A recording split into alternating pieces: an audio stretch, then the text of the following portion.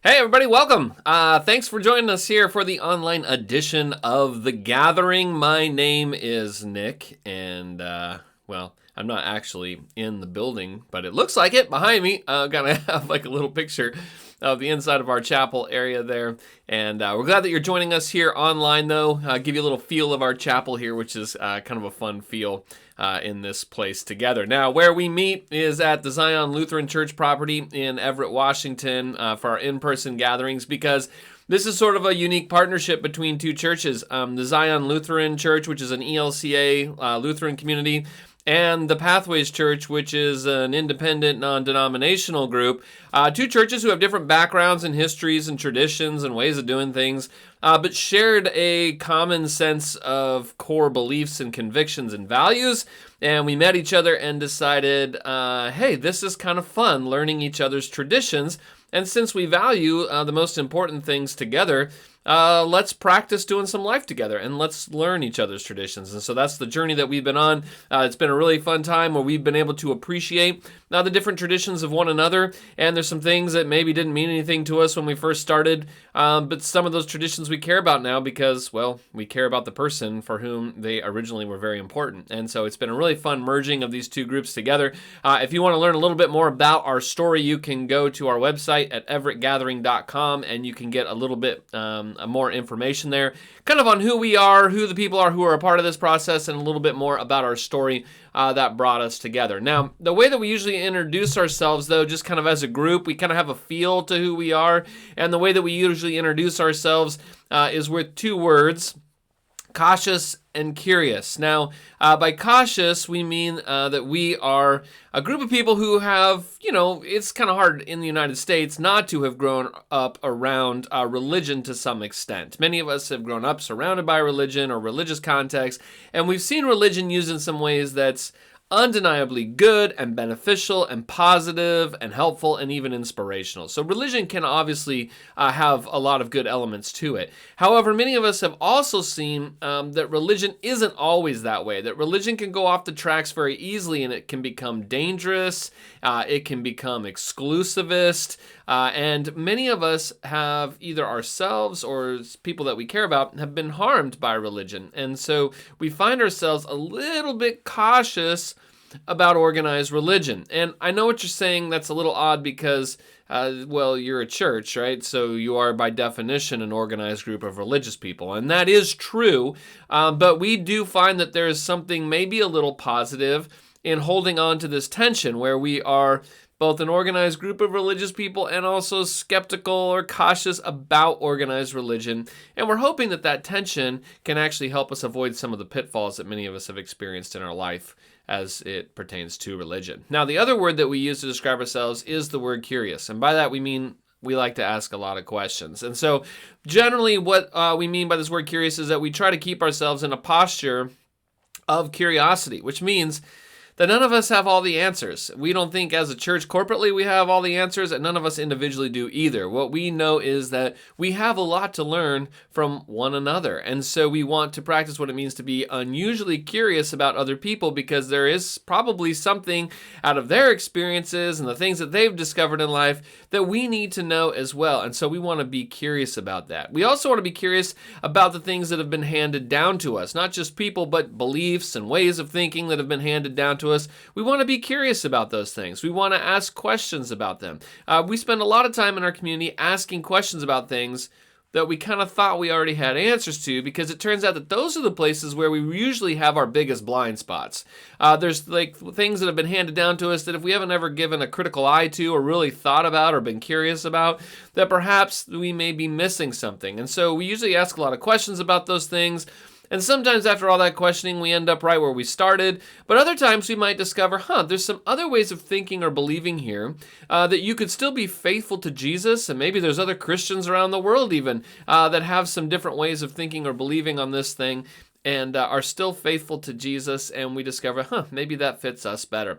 But we want to just be open to continuing to grow and to learn and to become all that is that Jesus wants us to be. So if either of those two words make sense to you or is intriguing to you, then I would suggest that this is a group that you might want to get to know a little bit more. Now, what we're going to be doing over the next couple moments here is sort of a truncated or miniaturized version of our in-person gathering.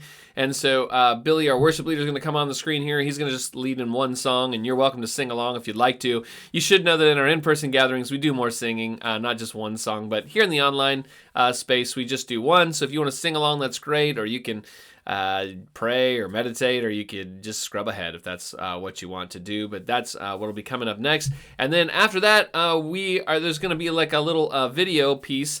And then after that, we're going to start a new series on the book of Esther. And this is going to be kind of a fun series. Today is just kind of an overview. It's an intro to it, but I think those things are really helpful as we get to know a little bit about the book that we are going to be reading, the story that we're going to be reading.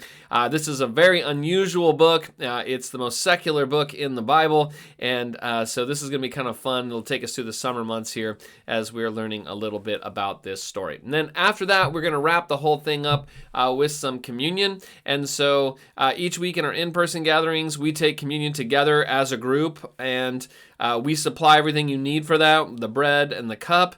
But in the online space, obviously, we can't deliver that to your door. So if you want to participate in communion, at the end here, we're going to carve out a space for that. A little video piece will play that you can just let go all the way through, or you can pause if you need more time for reflection.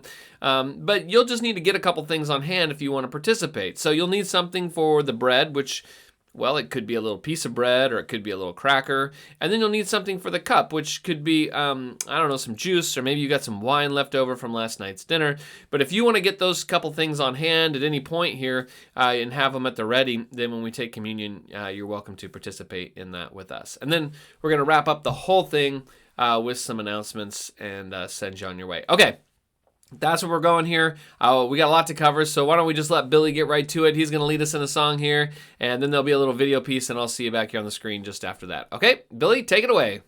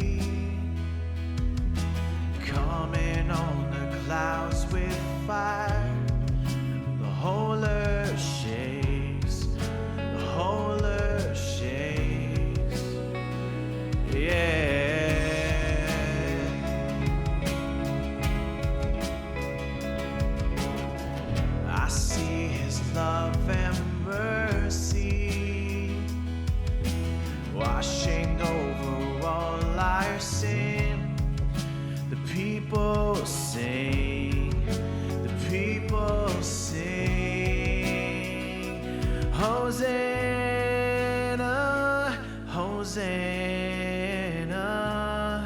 Hosanna in the highest. Hosanna, Hosanna, Hosanna in the highest.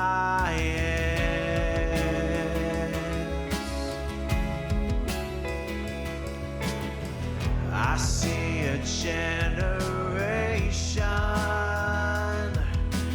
rising up to take their place with selfless faith, selfless faith.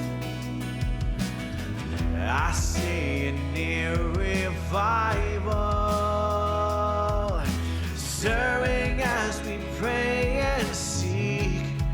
We're on our knees,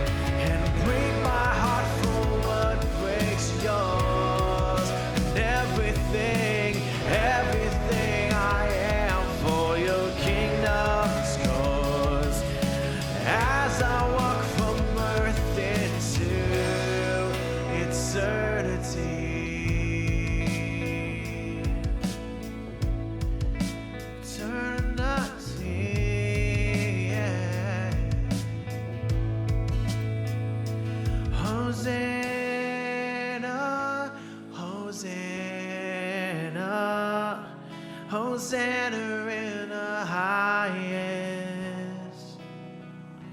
Hosanna, Hosanna, Hosanna in the highest. Hosanna, Hosanna, Hosanna in the highest. Hosanna, Hosanna, Hosanna in the highest. Hosanna in the highest. Hosanna in the highest.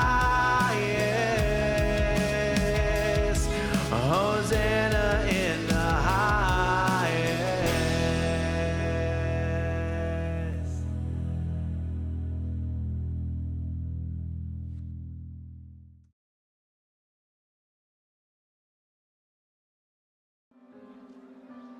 It has always been a man's job to write a Torah scroll.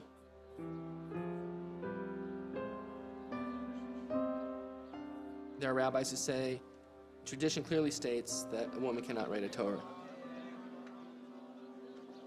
And that's their reading of the law and their decision. So the fact that someone came from a non-Jewish home and followed her heart and followed her mind and came to a place to say at this point in time, my soul is calling me to be a soferet, to write a Torah scroll. There's a great amount of controversy about whether this is appropriate. If a woman wants to write a Sefer Torah, if I would have a way to convince her not to do that, I would.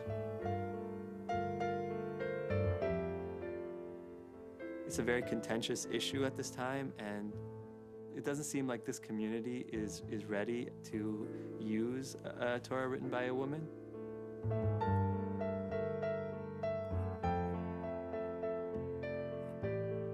What do I think about a woman scribing a Torah? To me, it's an absolutely natural thing. The question isn't if, the question is when. And I'm so glad that the answer to who is Aviel. As well as any person can know their path, Aviel knows hers. It's crystal clear. She's doing this not for reasons of ego, not for reasons of spite. She's doing this because she believes she has been given this work to do by God.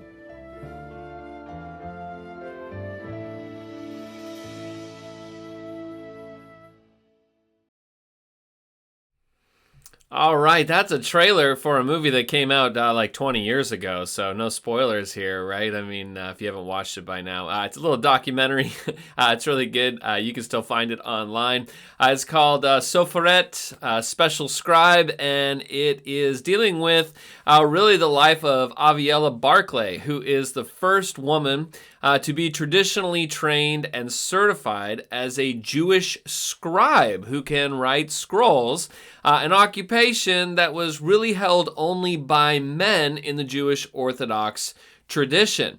And she felt called to become a scribe, even though it was only considered a male's job. And she completed her first Torah scroll in the fall of 2010 as a part of the Women's Torah Project. Guess where? Right here in the Pacific Northwest in Seattle, Washington. She's a Pacific Northwest native. I believe she's from Victoria originally and now lives in the Vancouver, BC area. But she finished her first Torah scroll right here in Seattle. And it, as the trailer shows you, was quite controversial because here was a woman as a Jewish scribe. That was quite controversial. But it was sort of hard to argue because she has some good precedent for it, and that is the book of Esther. Esther itself, a controversial book, but also maybe the only book of the Bible that was written by a woman. And so, of course, the very first scroll that Aviella made was not a Torah scroll, but her first scroll was actually right after her certification. Wow, I'm having a hard time with that word. Her first scroll written was Megillot Esther, which is the scroll of Esther. And that is what we're going to be talking about here for the next few weeks. We're doing a new series called the Esther Scroll, the most secular book of the Bible.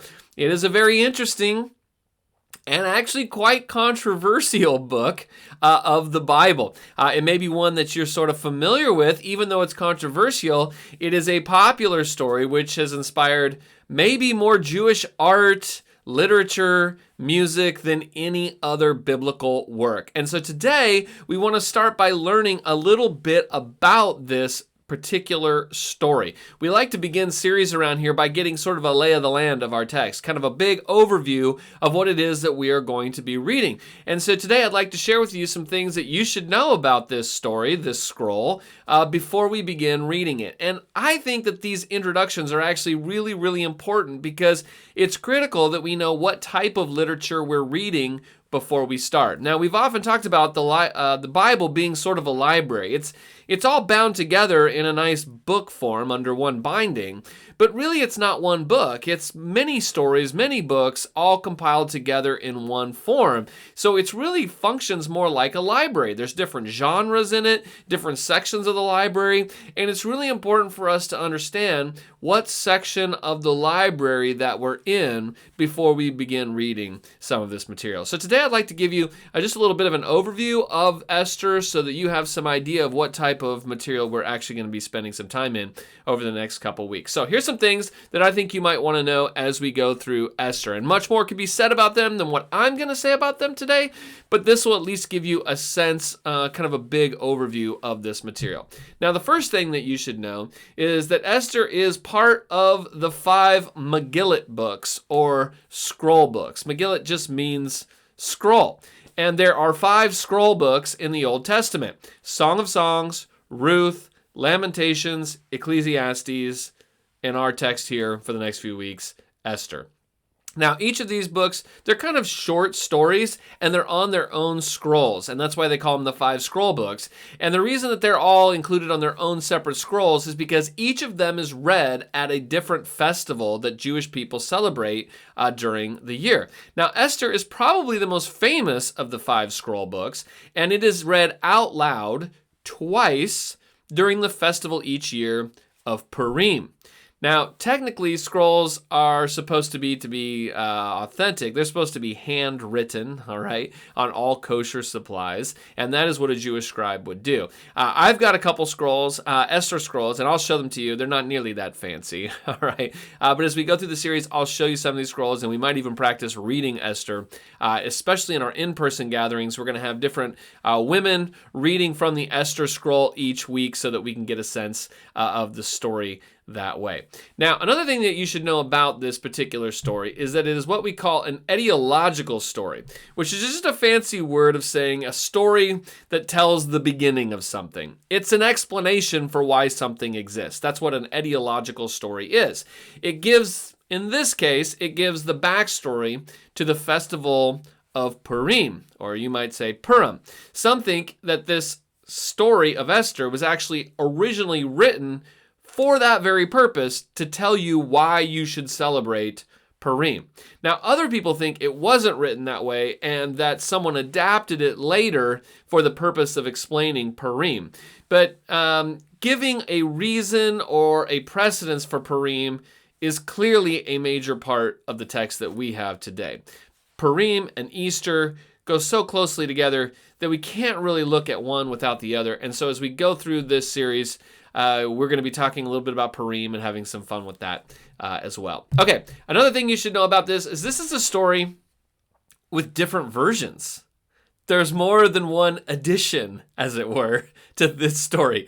Now, this is a story like many stories, I suppose, that has sort of evolved over time. Now, the oldest version of it that we think, there probably were some oral tellings of this story long before it was written down, and it may have evolved from those oral stories to the first time that it is written down. But the first edition that we believe exists written is the Hebrew version that we call the Masoretic text. And that's the version that is in your English Bible. So whatever version you've got there today, most of the modern English versions, they're using the edition from the Masoretic text, the old Hebrew written version of this story. But that's not the only written version out there. There are actually several Greek versions written in Greek, not Hebrew, that came along later that add some extra info. There's extra verses in there, which is why sometimes you come along a text in the Bible, right, and then you see some verses dropped in the footnotes. In this case, you could drop some notes in the footnotes here that give you a little bit more to the story. Now, mostly those extra verses that come from the Greek versions of the story, and there's at least two major ones of those Greek versions, they mostly spiritualize the story. Now, I said that this is the most secular book in the Bible, and we'll talk about why in a minute, but these Greek versions clearly noticed that it was a pretty secular story, and they tried to spiritualize it. They add God's name into it, and they even add some prayers from Mordecai and Esther that try to kind of spiritualize this whole thing that seemed a little too secular. And the reason that people later may have wanted to do that is because this is a story that in the Masoretic text, in the Hebrew version, never mentions God at all. So when you open up this text and read it in your English Bible, you can read through it and you will never read God's name. He's never mentioned. No one prays. No one talks about worshiping God. Nothing related to God is ever mentioned at all. God is completely absent in the story of Esther, which is why this story has been called the most secular book of the Bible, all right? Because God's not even addressed in it. God is never addressed. He's never referred to. We're not even sure that the characters do what God wants them to do. And so the question here for many people has been, why is this even in the Bible? This is just some secular story stuck in the middle of our Bible. What is it doing there? And that has led us to another piece of information about this story, which is that it is a quite controversial story in all of its history, really for Jews and Christians alike. Neither Jews nor Christians have known what to do with this story entirely. Because what do you do with a book in the Bible that doesn't talk about God at all? Now, Jews realize this. Jewish people have realized this from the very beginning. For instance, Rabbi Saul Besser has said it this way: Esther is the stepchild of the Bible. No one feels comfortable with it or knows precisely how to understand it, okay? I mean, this has always been controversial in Judaism, and Besser gives voice to it. It's the stepchild of the Bible. We're not even really sure what to do with the story. It doesn't mention God. Now, many rabbis throughout history have not liked the story of Esther, in part because it has no connection to Torah, the original 5 books of the Old Testament, right, that kind of lay out the law of God. There's no mention of God in the story, as we have said, and the heroes of the text don't seem to follow Jewish law, and they seem to involve themselves in things that Jewish people would not involve themselves in if they were law-keeping Jews. So many were also concerned that this book actually highlights a festival, Purim, that we've already talked about, that is not commanded in the Torah. Every other festival that the Jewish people celebrate has its precedence in the Torah, but Purim doesn't, and we're not really sure where Purim comes from, although the only touch point we have for that is this story of Esther. But you should know that Purim is kind of a wild celebration. It's not at all like many of the other Jewish festivals. It has sort of a carnival feel to it. It's a pretty wild celebration, and there's lots of drinking involved. In fact, one of the main kind of taglines, for the festival of Purim is that you're really supposed to read the story of Esther with a glass of wine in your hand. And it's said that you are to continue drinking wine until you can't tell the difference between cursed is Haman, or Haman, the evil villain of our story, and blessed is Mordecai, one of the heroes of our story. You're supposed to drink so much wine that you can't tell the difference between cursed is Haman and blessed is Mordecai. So you're supposed to read this story with wine in hand, just getting so smashed and hammered that you just can't tell the difference between the good guy and the bad guy anymore. I mean, which, doesn't sound like an overly religious festival in that sense. But as we go along, no one then will fault you for having a glass of wine on hand as we go through this series, all right? Maybe it's 10 a.m. in the morning on Sunday when you're watching this, but I suppose it's 5 o'clock somewhere. And so if you want to participate in that, who am I to stop you? Now, for those reasons, this has also been a controversial book because it highlights a festival like that. In fact, it's so controversial in the Jewish community that when people discovered the Dead Sea Scrolls back in the 1940s and into the 1950s at a place called Qumran, which was a bunch of scrolls in a cave that represent the oldest manuscripts for all of the Old Testament that we know about. As they went through all those scrolls, literally every book of the Old Testament was represented in the caves of Qumran. But the only one that wasn't there was, you guessed it, Esther. And it seems unlikely that the people at Qumran didn't know about Esther. It's much more likely that they didn't want to include it in their library because they didn't want to include it among the other scriptures that they felt important. So it hasn't been really popular with Jewish people necessarily. It's been controversial, I guess I should say, but it hasn't been popular with Christians historically either. Christians ended up including it in their canon of the Bible in large part because the Jews had already, right? And the Jewish people had already included it in their canon, and the Christians just sort of adopted the Old Testament as it was from their Jewish neighbors. But there's no reference to Purim or Esther in the New Testament, and Christians don't celebrate Purim anyway, and so many Christians thought that it should not be in the canon. Famously, Martin Luther is said to have said this statement, "I am so hostile to this book," speaking of 2nd Maccabees, which didn't make it in Luther's canon, by the way, and Esther, that I could wish that they did not exist at all, for they Judaize too greatly and have much pagan naughtiness. I love that final. It has too much pagan naughtiness in this thing. Luther said, I wish this thing didn't exist at all. Now, there's some question whether he exactly said this quote, although it's been famously attributed to him. But we do know historically that Luther was really not in favor of Esther remaining in the canon, although in the end he did keep it there. Another famous commentator and preacher, B.W. Anderson, has said it this way: if a Christian minister is faithful to the context, he will not take his text from Esther. In other words, if you are a Christian preacher, you should not preach from the book of Esther. So, guess what we're going to do over the next few weeks? Well, we're going to preach through the whole book, all right? So we're going to learn a little bit about it. Now, another thing that you should know about this story that's pretty important to know right at the outset is that it's a story that sounds very historical, but it likely is not historical at all. Nearly every scholar today acknowledges that it is highly unlikely that the events that we read about in Esther happened in real life, that it is a historical event. Nearly every scholar will tell you that this appears to be a fictional story. Now, I won't lie to you and say that you can't find some scholars out there who do think that it's factual. You can go online and you could find some fundamentalist conservative scholars out there who will say that this is a factual account based not on the evidence of the story itself, internally or externally, but more on a theological commitment they have about what the Bible is. And you could go online and you can find out some of that information for yourself.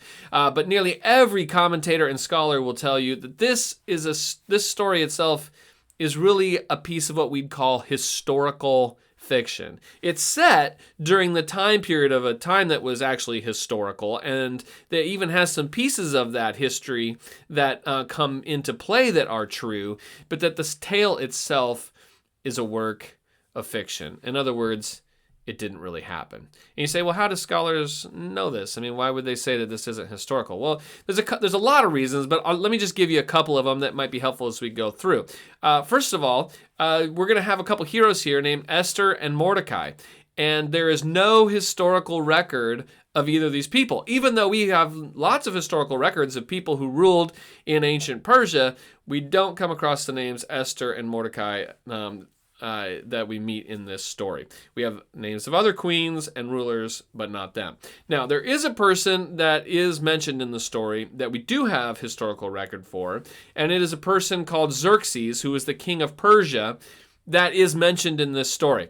Now, the Hebrew name for him is Ahasuerus, which in our English translations we're going to see represented as Ahasuerus. And it's likely referring, almost everyone agrees this is referring to a real Persian king, Xerxes. And he lived during the 5th century BCE, and he came into power about 486 BCE. He is real, and the text goes on to describe Xerxes as if he is real, and he was real, but a lot of the details are off. So let's just read the opening couple verses of Esther here, and you'll get a sense that this sounds historical, but upon further examination, we might discover maybe it's not quite. Okay, verse 1, this happened in the days of Ahasuerus, the same Ahasuerus who ruled over 127 provinces from India to Kush. In those days, when King Ahasuerus sat on his royal throne in the citadel of Susa, in the 3rd year of his reign, he gave a banquet for all his officials and ministers, the army of Persia and Media, the nobles, and the governors of the provinces were present. Okay, you just kind of read this and it sounds historical, right? It wants to tell us about this king, and it's got where he ruled and how many provinces he has, and the whole thing kind of has this sense of, this is a real historical story. But the problem is that the details in this verse and then actually throughout the story are wrong. It says here in verse 1 that he had 127 provinces. But really, we know from ancient Persia when Xerxes reigned, there was really more like only 20 to 30 provinces. It mentions a citadel in Susa here. Later, it's going to go on to describe this citadel at Susa, and it gets the basic details of how it was laid out completely wrong. And so what we have here is really something that really sounds and seems more like someone writing at a much later period of time who knows some of these characters but doesn't know all of the details and gets them wrong. Now, the story also says that Xerxes did have a wife, and in our story that we read, he initially has a wife named Vashti, and later he marries Esther. But those names are not recorded in history. History does record for us that Xerxes had a wife. Her name was Amestris, and we learn a little bit about her. She was pretty nasty, and she remained his wife all the way into old age. So we don't have any record of him getting divorced and bringing in a new wife, which happens in the Esther story. We kind of know who his wife is all the way through from other historical records. Also, it's known in the story of Esther here, there's sort of a Persian law, that you could, if once you say something, you enact a law, it can't ever be undone. And it's kind of a big plot point of the story. And yet, there's no record of that ever being a Persian law, and it's hard to imagine that you could even run a kingdom that way. So there's a lot more reasons here we could go in if we had a lot of time, but the point is, what you should know is this story is sort of based in a historical period, and there's some details thrown in to make it feel like it's happening in that period, but most scholars believe that this isn't actually historical. It is a historical fiction piece. It's probably written in the Hellenistic period, somewhere in the 3rd century BCE, so probably a couple hundred years after the fact, by someone who knew enough names to tell a story, but not enough real details to be accurate. Okay, so it's a fictional story. Now, it is also what we call a diaspora story, or what that really means for us is it is resistance literature. It's a story told to encourage Jews who are living in the diaspora. And what the diaspora is it's just the Jews being scattered across the known world. When the Jews are living in their homeland in Israel, they live under their own king, under their own laws, under the reign of God, ostensibly, right? But what happens when they're defeated and they're conquered and they're scattered all over the known world? They live in the diaspora. Now they got to figure out, how do we go on surviving as a group of people, being faithful to God and faithful to our own identity, while we're sort of blended in with the rest of culture? What do we do when we live outside of our own borders? What do we do when there's foreign rulers who command us, and sometimes our traditions and our laws rub up against theirs and they don't want us to do those things? And how can we maintain our identity when we're dispersed throughout all these foreign lands?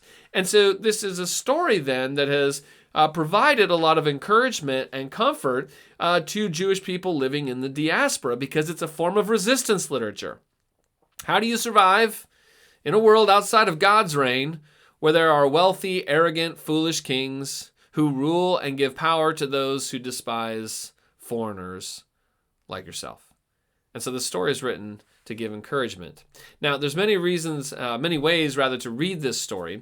And so if someone ever tells you that there's one way to read the book of Esther, you should probably be suspicious, because as in much of the Bible, it functions sort of like a Rorschach test, right? We tend to see in the story what we want to see. And so there's many ways to read it, and I'm going to share some of those next time, but they all sort of fall under this category of resistance. It's this story of resistance. It's a subversive story. And one of the most subversive things about it is that it is a story that is possibly written by a woman. Now, the story itself is anonymous. Nobody knows who wrote this story, and it appears to have been edited along the way, but some have suggested some authors to this story. One suggestion has been one of the heroes of the story, Mordecai. But there's another strong tradition that Esther herself wrote the story. Now, at the end of this book, Mordecai and Esther are both going to write and send out letters throughout the kingdom, according to the narrative of the story, regarding the celebration of Purim. First, Mordecai sends out letters, and then Esther. So let's look. We read the first couple verses of the story. Let's go to the end of the book. All right, this is there is a chapter 10 with a couple verses. It's kind of an addendum, but really the end of the story here is these last few verses of chapter 9. So let's read this, where we have Esther writing. It says, Queen Esther, daughter of Abihail, along with Mordecai the Jew, gave full written authority confirming the second letter about Purim. Letters were sent wishing peace and security to all the Jews, to the 127 provinces of the kingdom of Ahasuerus, and giving orders that these days of Purim should be observed at their appointed seasons, as Mordecai the Jew and Queen Esther enjoined on the Jews, just as they had laid down for themselves and for their descendants regulations concerning their fasts and their lamentations. The command, and this is the important part right here, the command of Esther fixed these practices of Purim, and it was recorded in writing. Now that last verse there especially says that the command of Esther here, okay, Esther is the one issuing commands around how Purim is to be celebrated, and that is recorded in writing. And that is the only time in the Hebrew Bible that the verb to write is associated with a woman. And so some have said that this is describing Esther writing the whole story of this account and sending it out to be read at Purim. In other words, that she is the author. She is the original scribe. And if there's any book of the Bible that may be written by a woman, well, Esther has got to be at the top of the list. And really, that is where Aviella Barclay comes in. Because that's where she got the idea to be a scribe. Esther did it, so why can't I? And that is why her first scroll that she ever wrote was the scroll of Esther. And she ended up starting a whole guild of scribes, and made up of women. And in 2007, another woman named Jen Taylor Friedman became the first woman credited with completing a Torah scroll. And she put it in perspective this way. She says, I was the first to write. That's factually incorrect. I was the first woman they paid attention to. She said that there had been women for sure who wrote Torahs, who repaired Torahs in the times of the Megillot Esther when it was written. That was one of the earliest. We don't like to record, she said. History doesn't remember their names. Now, tradition has, though, that women were allowed to read the Esther Megillot, the Esther scroll, at the Purim festival. But the same tradition shares that a woman should write it, too. After all, Esther may have wrote it originally.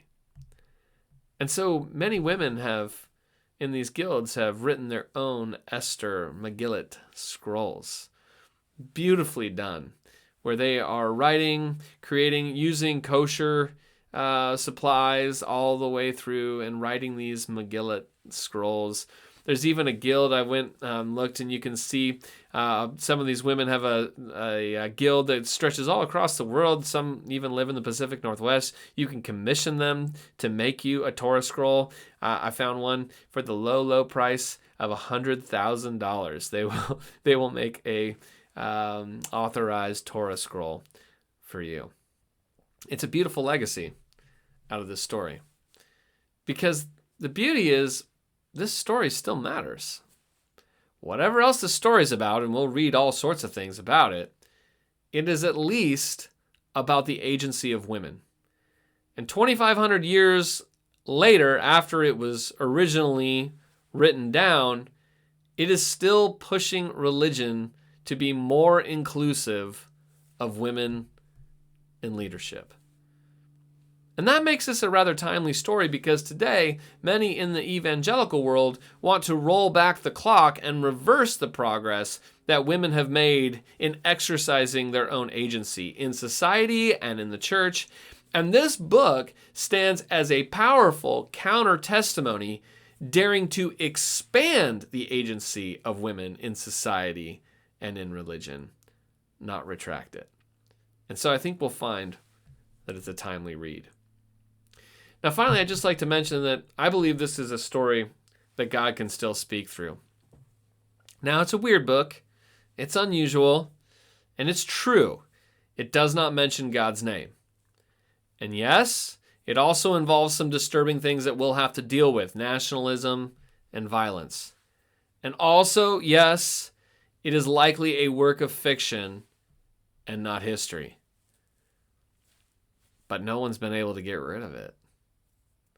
Even Martin Luther eventually kept it in his canon, because people thought that somehow God might still be able to speak through even a strange book like Esther. Even if it wasn't real, it might still be true. It's a very human story about human things, full of human problems and human inconsistencies. But in large part, that sums up the whole Bible, doesn't it? It's the humanity of the Bible that makes it so valuable. God speaks through the messiness of our humanity.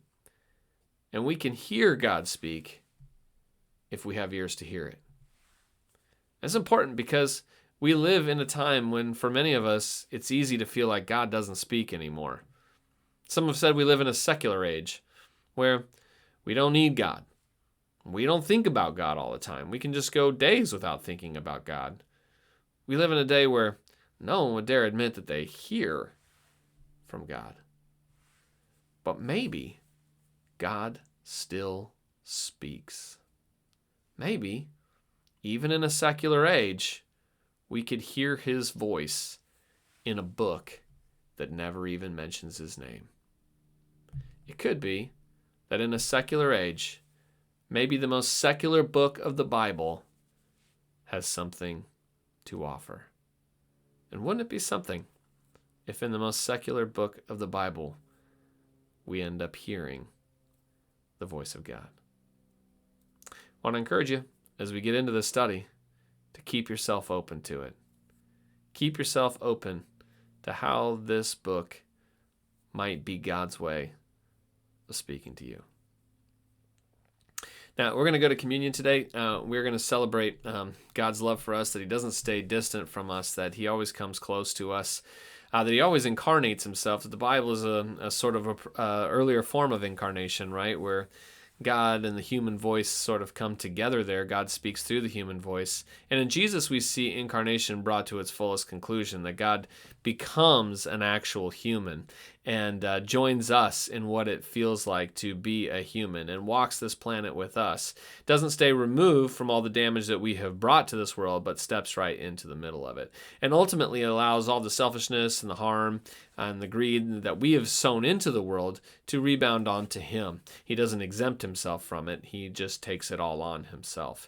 And we remember that ultimately that strings him up on a cross and he dies. But because of his life and his love and the power of love and his divinity, he is able to triumph over the grave. He just does stay dead. He comes back to life again. And in doing so, then shows us a way to live as he has lived a life of love. And so we want to celebrate that today as we go to the communion table.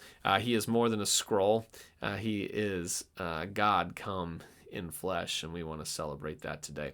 We're going to go to communion here, so if you've got those elements, you want to pull those out, that's great. Let me pray for us, and then I'll send you to communion, and we'll come back afterwards with a couple announcements. Okay.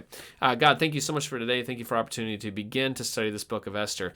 God, we know your name's not mentioned in it, but we ask that you might speak to us through it. Maybe there's some things there that would challenge us. Maybe there's some things that would encourage us.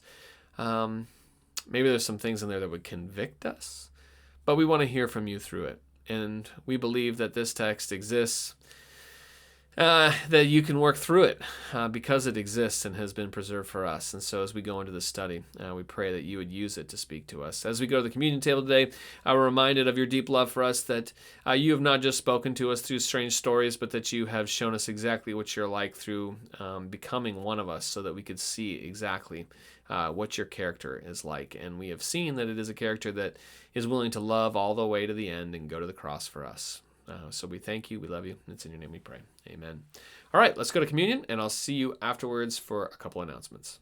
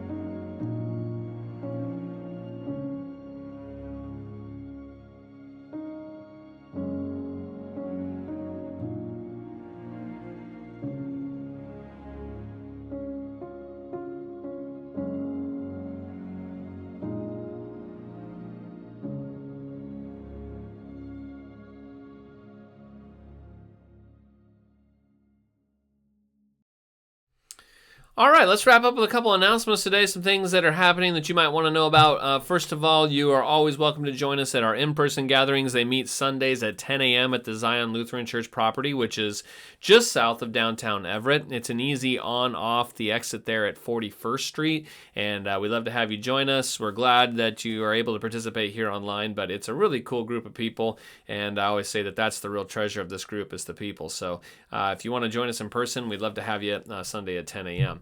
Also, you can stay up to date with things that are happening by following us on the socials. We are at The Gathering Everett, and we are on Facebook, Instagram, and Threads, and you can follow us there to stay up to date with things that are happening. If you're not on social media, or you would also just like information another way, you can join our email newsletter, which we send out rather frequently. And if you're not already on our distribution list, or you haven't been receiving it, well, check your junk folder, I guess. But if you've never signed up before for our distribution list, you can message us on Facebook with your name and your email address, or just email me. My email's on the screen there, and you can drop me a note and say, add me to the list, and we'd be happy to do that. Today, Student Ministry is meeting tonight, 6 p.m. downstairs. If you're in 6th to 12th grade, you're welcome to join. They'll have some snacks, some games, and some small group discussion. And if you're of that age group and want to join them, we would love to have you this evening at 6 p.m.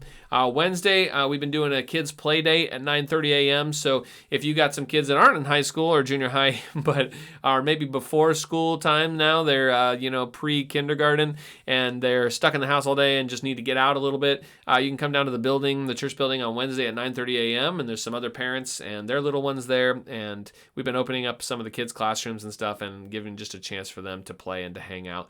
And you're welcome to come down and join us for that as well. You don't need to RSVP or anything. you can just show up for that. Then also our crafting group is meeting this week, Thursday, June 5th. They're going to be meeting from 6:30 to 8:30 p.m. upstairs in the church building. If you've got a craft that you're working on, maybe you're knitting or sewing or painting or whatever it is, something that you can transport, you can bring it down there and work on your craft alongside of other crafters. And they usually bring some snacks, so if you want to bring some snacks along to share, that's great. And it's just a time to get to know other people and do your crafts together, maybe even be inspired by a craft that someone else is doing, and so you're welcome to join that.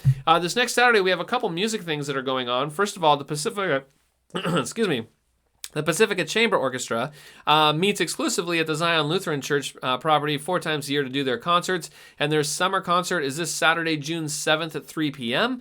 And you can come and hear a wonderful orchestra. The acoustics in the chapel are fantastic for an orchestra, and it's really beautiful music. You can show up and buy tickets at the door with cash or check only, but it's $25 general admission and $20 for students and seniors, and you're welcome to join that. Also, this weekend on Saturday in the evening is the Edmonds Jazz Walk, and we support that every year. Our own Jake Bergevin helps organize it each year, and so we go down and help staff and volunteer and help out at the event. But also, if you'd like just to attend it, you are welcome to do that too. You can go to edmondsjazzwalk.com. If you're interested in volunteering, just message us or message me, and I'll get you in contact with Jake. If you volunteer and check wristbands for a little bit, you can go to the rest of the event for free, which is pretty cool. So if you want to do that, just make sure and message us, and we'd be happy to give you information. Then finally, if you want to donate, you can do that online. Easiest way to do it is at our website, everettgathering.com/donate. You can set up a one-time gift or a recurring gift, and we appreciate those of you who are giving and donating. We haven't been meeting our budget directly this year, and so many of you have been giving generously. And so if maybe you haven't and you're interested in giving, you can do that and help us get caught up this year. We would appreciate that. Okay, I think that's pretty much it. Hopefully you have a good week. It's a nice day out there, and it looks like it's supposed to be a beautiful week as well.